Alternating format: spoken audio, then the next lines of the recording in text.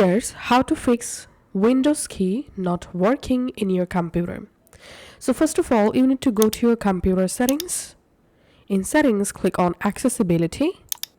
Under accessibility settings, you have to scroll down and click on keyboard. Under keyboard settings, here you will find this option filter keys. So make sure this filter key option is disabled and then close your settings. Now right click on your taskbar and open Task Manager. In here, select Processes. Then in this search box, type here Windows Explorer. And here you will find Windows Explorer. Right click on that and click on Restart. After doing this, check your Windows keys now working or not. If still not working, then open your computer search option and type here Device Manager. Open Device Manager. In here, you have to click on Keyboards.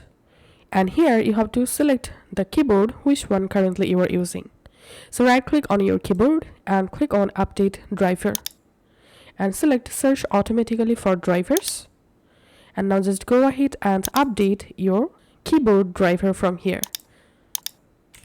If your Windows key is still not working, then open the search bar and type here on-screen keyboard. Now open the on-screen keyboard app, and here you get a keyboard. Now you can actually use your Windows keys from here, just like this.